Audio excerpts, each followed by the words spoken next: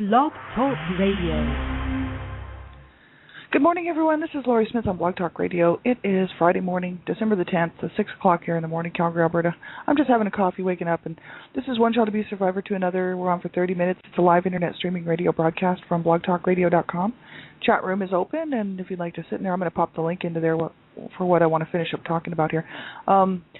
It's good to be able to do these shows. I really want to thank Sherry L. Smith for coming on the show yesterday and co-hosting with me. That's a friend of mine, and she's in the process of writing and publishing her story.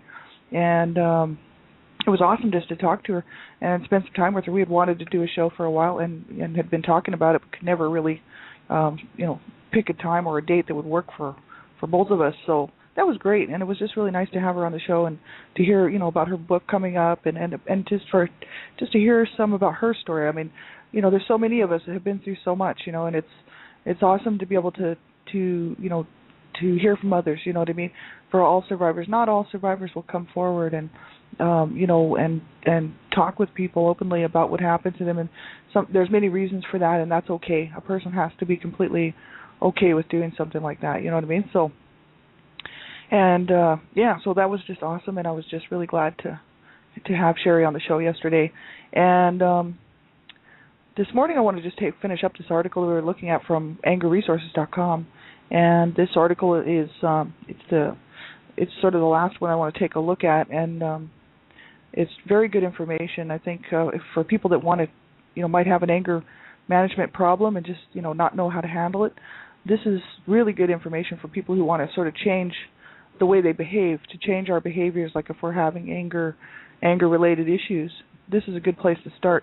So this website's awesome. It's www.angerresources.com, and it's Dave Decker and Michael Obsatz, and every article on here is just full of all kinds of good information. There's so many, we can't even cover them all. We'd spend, probably half a year on this, just looking at this website. So we're going to move on. I just want to finish up today just looking at this one article, and I'll pop the link in there in just a second in the chat room. And good morning, Mrs. Gator, and everyone who's listening. Thanks for being here. I'm not a counselor or therapist. I'm just a private citizen paying to do my own blog talk shows, and really just to be one more voice out here, for people who, just to say, to other survivors that, to keep looking for help and keep reaching out. And, it's hard. So many of us know how hard it is, but I just want to be a voice of encouragement. So that's the whole issue. It's not, you have to listen at your own discretion. I'm not a counselor or therapist, and I don't hold any certificates in those areas, right? So I'm talking about abuse, and abuse is very sensitive, and so you have to know, what you feel comfortable listening to. So if you're listening to this show and it makes you uncomfortable, then you have to use your own discretion and turn it off, right? Everyone listen at your own discretion. And young people under the age of 18, I just ask that you have permission to listen to my shows, because ultimately it's about stopping child abuse and child abuse-related issues. But the thing is that there's a lot of adult content on my shows, and I just don't know how young the people are who are listening to my shows. So I would appreciate anybody who's under the age of 18 to let somebody know, an adult who's older and who can help you make the decision whether or not you should be listening. And that'd be great. I appreciate that very much. So we're going to pick up where we left off on Wednesday with this article, and I just want to finish it up. It's really good info, and otherwise we wouldn't bother. But I just think it's so important for people who are thinking about, hey, I need to change my behavior. I've been having these anger management issues, where I just get angry and I lash out at people around me, or, even at work. People can have, or even driving, with road rage and stuff like that. People can have all kinds of issues with not knowing how to handle their anger, or they might just stuff the anger and just become really passive, and then of course that's not good, because it's very destructive. It can kind of turn into a lot of inner sort of destructive stuff, right? Like that's what I was doing. I was just stuffing my anger, and then it was becoming this explosive rage on the inside of me. And then if the one person who actually got that released on them really had to pay the price for so much anger that had nothing to do with that particular situation. So that's what I was doing. And so that's why over the last while I've been working on changing my behaviors. And so that's the thing. It's important that we all do. We are responsible for our own behaviors. This article is called The Foundations of Effective Anger Management, Where to Start If You Want to Change What You Do with Your Anger, by Dave Decker. And he lists off a whole bunch of foundations here. I think there's 13. And we left off around number 7, I think. The first foundation was that anger is normal. It's a normal, natural human emotion, right? We just need to learn how to be assertive without becoming abusive, right, or stuffing the anger. The second foundation is anger is not the same thing as hostility, cynicism, withdrawal, aggression, abuse, or violence. And a lot of people think that anger is those things, but it's not. It doesn't have anything to do with it. Hostility, cynicism, withdrawal, aggression, abuse, and violence is just distortions and perversions of anger. That's what Dave Decker says. Anger, the emotion, is very different from this. So anger should not be about any of those things. The third foundation, how we express anger, is learned primarily from important people in our childhood. It's a behavioral issue. Some of it's, maybe some of it has to do with the whole biology and the genetics and stuff. That's what Dave Decker was talking about there. But a lot of it is learned behaviors, right? What we learn as children, even infants, all the way from 0 to however many years, we're learning. Little children are little sponges, right? They pick up what's going on around them, and they mimic that behavior. That's how we learn, right? The fourth foundation, both men and women receive strong cultural messages about how to express anger, and that's a serious issue because people, our cultures are very violent. You can tell just by what we like to watch on TV and what we like to play on video games, especially young people. The fifth foundation, we need to be honest with ourselves about our anger and how it affects us and others. And that's important. If we're ever going to change anything, we have to be honest with ourselves and others, right? Otherwise, there's no sense in even bothering with it. Like I say, if you're not going to be 100% honest with yourself and me, same thing. If I'm not going to be 100% honest with myself and other people, then there's no sense in even attempting to do anything like change your behaviors and stuff, because you're not going to be realistic about what is actually going on, or even take responsibility for our behaviors, right? The sixth foundation, anger and other feelings are our responsibility, and that's very true. That's the whole issue. It is our responsibility. Just like the people who abused us. I mean, if you're a survivor of child abuse, it was their responsibility. They were the ones at fault for that. No child deserves to be abused, and abuse is a choice. And no, husband or wife or partner, boyfriend, girlfriend deserves to be abused either. So the abuser is clearly making a choice, and they have whether they want to take responsibility or not doesn't really matter, because honestly, the responsibility does lie with the abuser. They are responsible for their own behavior. So we, as survivors, are very much, especially as adults, responsible for our behavior, and how we treat people is very much our responsibility. And if we're going to be an abuser, just like whoever abused us, then shame on us for not taking the necessary steps to not become an abuser just because we were abused, right? It's so important that we don't do that to pass on that cycle of abuse, right? And the seventh foundation, that's where we left off, how we express our anger is a choice. And Dave Decker says here, it may feel like you are out of control and have no choice about how you get angry, but the reality is that you are constantly making decisions, even if they are not apparent to you at this point in your life. He says, I often hear from clients that they just saw red, were completely out of it, and didn't know what they were doing when they acted out in a destructive and explosive fashion, either towards themselves or others or themselves. But in fact, you are continually making choices about how you express your anger, and feeling out of control is very different from being out of control. And so that's just the whole issue. He says here, think about whether you get explosive or disrespectful when you get angry at work or in public setting like a restaurant. If you don't, why not? Probably because you could get some serious consequences if you allowed this to happen. You might get fired from your job and lose your livelihood, or someone might intervene and actually call the police. Yeah, so if you're acting out in public, sometimes people will think twice about that because they know there's consequences to it. But in the privacy of their own homes, or other people's homes, they quite often think differently. So start to notice places where you may be handling your anger differently. You can build on this knowledge to learn how to handle it more effectively elsewhere as well. An important part of the process of change is to look for times when you are willing to handle your anger more effectively and respectfully. These can form a blueprint for what needs to happen in other situations where you want to do something different. So we can start out with these pieces that we recognize, and we can say, okay, this normally makes me angry. Like whatever it is, doesn't matter what it is. And we could take a look at that and say, okay, I'm going to handle that differently. So next time that happens, I'm going to actually consciously be aware of my behavior and change it so that it doesn't become abusive or passive, and I'm just going to be assertive without hurting somebody or myself. And we can learn how to how to handle these things, right? It's very much a coping mechanism. And I think, as children growing up in these abusive homes, if you depending on the situations, right? Everybody's been through so much and so much different stuff, right? But the thing is we were not taught how to really deal with this stuff, especially if you grew up in a home that was very violent, and we're not allowed to express any of your opinions or needs, wants or desires, and then not taught how to cope, Then as an adult, you're sitting there trying to figure this stuff out on your own. You should have, we should have learned this a long, long time ago, right, in childhood. And so it's hard as an adult to go back and try to redo this stuff. But if we're going to have a good life, boy, we really need to, because, so many times,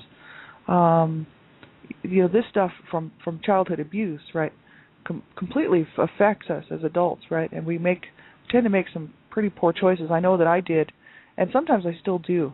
But I've started to recognize a lot of the stuff now, whereas before I really wasn't recognizing it. But I think it's just because I'm so much further along in my healing journey that I'm not so spending so much time in the negative, spending more time in the positive, which allows me more room for creative thinking, and allows my brain to kind of see things a little bit differently, right? My mind and the way that I feel, even my emotions, right? So, it's a good thing, right? I'm glad to be on this side of the whole thing.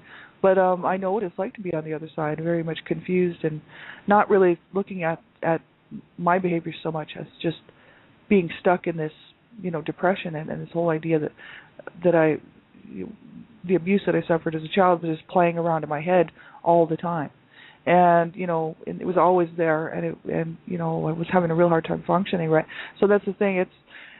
I would just suggest for people, whatever way that you can get help, that's what you have to do, right? If you're suffering with this kind of thing and you really want to move forward, but you're not sure how to go about doing it, you want to heal, but, I never attempted to begin my healing journey until 4 years ago, right? And I'm older now, right? So, I wish I would have done this a long, long time ago. I really do. I wish I would have done this in my 20s, But that's not the road that I chose to take, because I chose to remain silent and chose to keep all of this hidden very much away, because I was used to doing that. That's what I did as a child. That's what I told people about my story, but I'm talking about daily functioning, you know what I mean? Like I would not allow myself to even think about joining a support group or talking to counselors or therapists, right, about my past and about my childhood, because I was so used to having to deal with it that I thought I could. It was something I thought, I'm cool, no problem. So I suffered all that, but I'm doing good, right, and without realizing that I wasn't doing good and that I was having a real hard time. And so, whatever you have to do to get help, right, whether it's, if you don't trust a counselor or therapist, get involved with like online anonymous group support. You can do that. There's online support groups where you can remain completely anonymous and you can talk to people and get some support. It's just important that we get some help, right? The 8th foundation, he says here, acting out or ventilating anger is not helpful in effectively addressing and discharging it. And so he says in the 1960s and 1970s, it was common practice to encourage angry people to strike pillows with fists or bats, hit punching bags and Bobo dolls, all the while screaming expletives at the top of their lungs. Since that time, research has clearly disproved these methods as effective ways to help people learn to handle their explosive anger. He says here, now this is Dave Decker talking, first of all, ventilation, yelling and screaming, and catharsis, acting out anger in a physical manner, tend to increase rather than decrease our physical arousal level, making us more likely to respond with disrespectful anger when we perceive provocations by those around us. Secondly, these sorts of behaviors circumvent our abilities to think more rationally about what we want to do and essentially train us to lash out at others. This sets the stage for explosive anger and abusive behavior to actually be directed at other human beings. This is his opinion of that, right? One of the most disturbing examples of the problems related to acting out anger came when I was working with a domestic abuse client in the early 1990s. He reported to me that he had used this ventilation intervention in the late 1970s with a therapist who was supposed to be helping him learn how to deal with his anger. The therapist had him go to his knees on the floor, pound his fists into a pillow, and yell and scream whatever came to mind as he was doing this. When I asked him how that had seemed to work for him at the time, he responded by saying, "I thought it worked great. In fact, I could actually see my wife's face on the pillow as I punched the hell out of it." Keep in mind that over a decade later, he was now court-ordered to attend domestic abuse treatment. So, I don't know. Dave Decker seems to think that that's not such a good idea, but I don't think so either, because this is all to do with anger-related issues, and what I'm talking about is the whole issues of child abuse, right, stemming from child abuse. And I had a lot of rage inside of me, and it's diminishing over the years. But I mean, I remember sitting around even 10 years ago with such a huge rage in my heart, and wanting to go find a field somewhere and just scream and scream and scream and stomp around and throw myself on the ground and, basically just have a fit, right? Well, that was my inner child, I'm sure of it, now that I look back on the whole thing. And, I had a lot of rage. I didn't want to direct it at anyone, you know what I mean?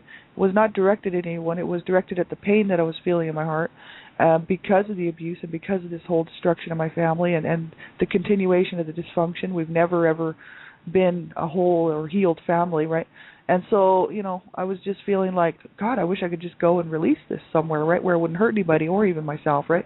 And I never did do it, but I thought what my fear was is that I'd never come back from it, right? Because that's how incredibly pent up that emotion is, right? The feelings of rage and the feelings of anger from my childhood, right, has been pent up for so long that I thought, man, if I did that, I'd have to almost have somebody stand by and with a white jacket and take me off to a psych ward, because if I don't come back from that, which is very possible, you know what I mean, if I allow myself to let go of that stuff, I'm not sure how I would be behaving, you know what I mean?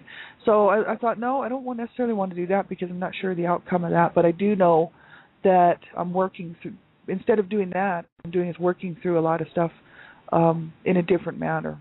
So I can kind of see what he's saying, I'm sometimes I still kind of think, would it be helpful to go do that?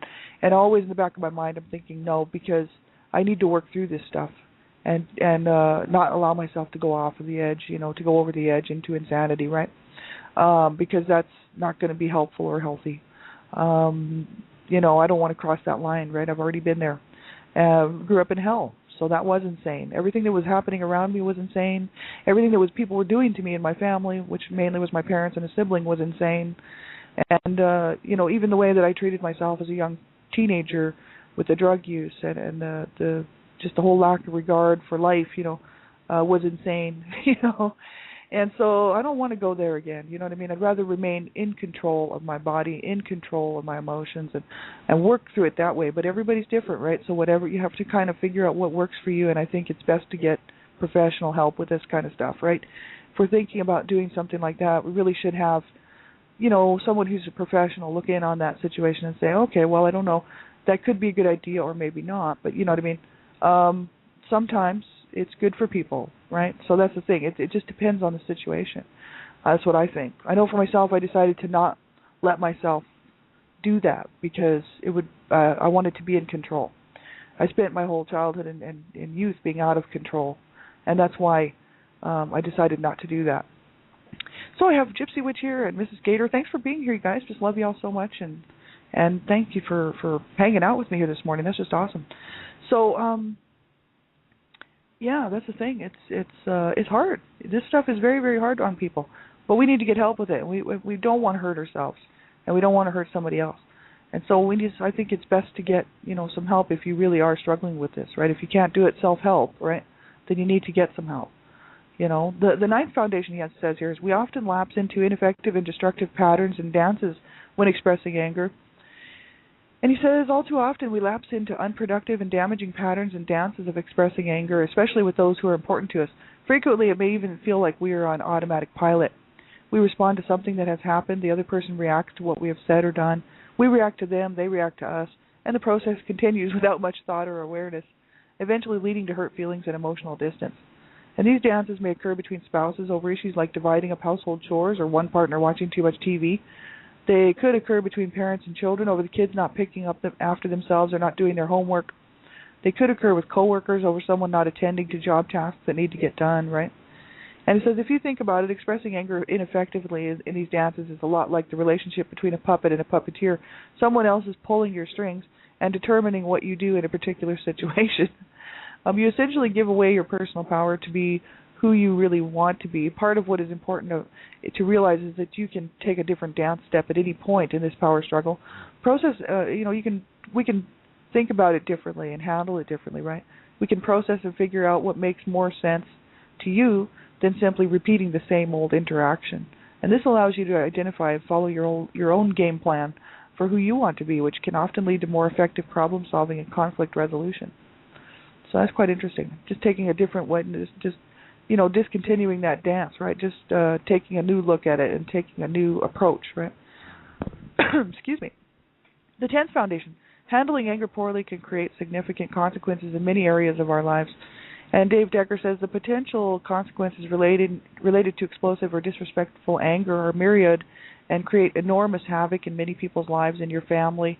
You can create emotional distance, a decrease in trust, safety, and intimacy, and eventually even a complete loss of relationships with your loved ones through separation and divorce, right? Legally, explosive and abusive behavior can lead to restraining orders, arrests, probation, and even time in jail. On the job, disrespectful anger can lead to being suspended or put on probation for acting out at work, quitting abruptly due to continually feeling hostile and dissatisfied, or even to getting fired, right? So I relate to a lot of this stuff, right? And finally, don't forget your physical well-being. Hostile and cynical attitudes and explosive and punishing anger can lead to significant health consequences, including headaches, chest pain, and even major cardiovascular problems like heart attacks and strokes. And that's true. I've been so angry before in my lifetime, different things happening that, I thought I was really going to have a heart attack. And, these would be situations that they were pretty serious, but I kind of handled my anger way over the top, you know what I mean? And, it's so hard on the body, right? It's very, very hard on the body. And if you spend your life in that, if you spend your life in this hostile, cynical, angry, state of being, it definitely has an effect on your body. You bet it does. They've done studies on it to know that, we need some form of, the body needs some, it can't just be positive all the time, moving in a positive direction. There has to be something for it to go against in order to create, what do they call that? It's like, it's just the laws of physics, right? Like, if everything was just passive and peaceful and we didn't have to get up and move around, the human beings would just die, right? There has to be something to, I forget what that's called, but there has to be something to motivate us. There has to be something to push us, you know what I mean, to push up against in order for to get things to go. But we don't have to hurt people to do that. You can find other ways to do that. And just if you can still be a very positive person and still be assertive, right? We don't have to be passive and become these people that just allow people to run all over us and take advantage of us, right? Just because we don't want to address our anger issues, you know what I mean, whether we're just stuffing the anger or whatever. And then again, we don't have to be abusive, right? Because it's just very much hard on the body, hard on the mind. It's hard in every aspect of your life. I've done a lot of this stuff. I've been, that's the whole issue, right? I've never been arrested, right? I've been arrested, but I've never been convicted. But the thing is, just because of my anger-related issues, I've done things in the past, especially in my 20s, where I was still having a hard time working through my anger, because I was working on changing my behaviors around 20, 21 years old. And it did take me a while to do it. But I remember being in my mid-20s and, getting thrown out of airports, getting told that one more word out of my mouth and they were going to put the cuffs on me, take me down, you know what I mean? Because I really had a hard time expressing my anger because I was explosive at that point, right? I wasn't passive at that point. So I was very much explosive, and a lot of people stayed away from me because they really felt that I was a threat, and I really didn't want to hurt people. It was my way of saying, you're not going to hurt me, but I might hurt you. And that was a protective measure from just growing up the way that I did in my home. And I just thought as an adult, okay, I'm not going to get hurt anymore, so it'll be you, And that's what I used to tell people. And, just different things would come up and happen in those years, where I was just learning to try to be a good person and try to get control of my own behaviors, you know what I mean? And, I had some trouble. And then later on, of course, I started stuffing it because I didn't want to hurt anybody or get in trouble myself. So then that was no good because then it was very much self-destructive and self-sabotaging.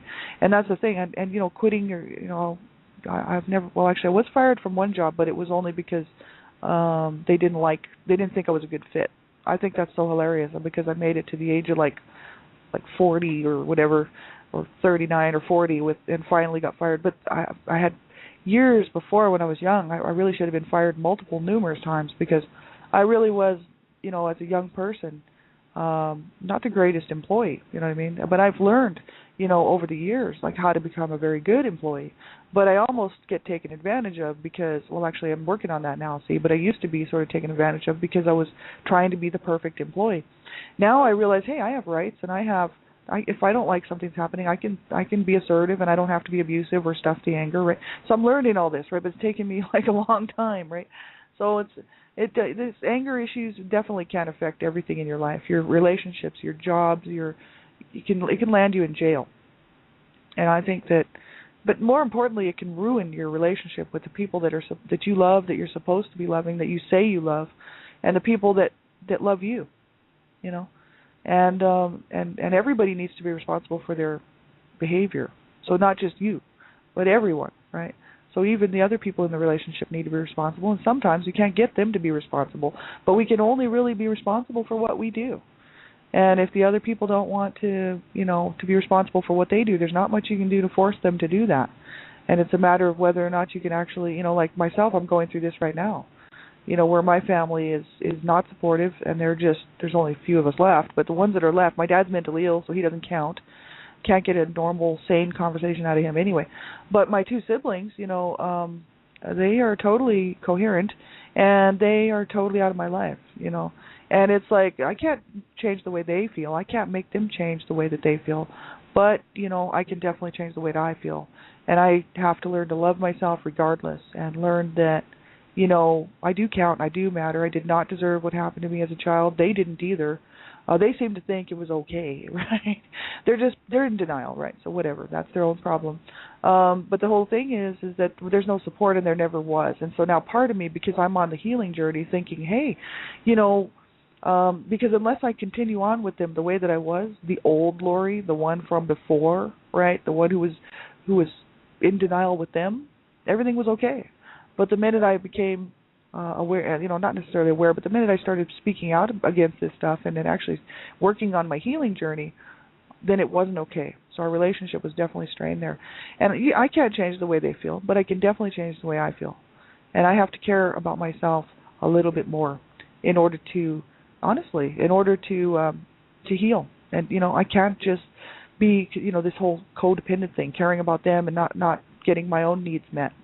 I still care about them very much, but I'm not going to be worried about what they're doing. They have their own lives to live. They're adults, and they've got their own lives. You know what I mean? And so, the relationship is definitely strained, but it was never a healthy one in the first place, right? So we need, if you're having issues with this stuff, especially like anger management, and you're just hurting yourself or hurting other people around you, make sure that you do get some help.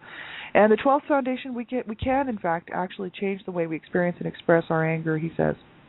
And he says here, in both my own life and my clients' lives, I have seen this happen over and over again.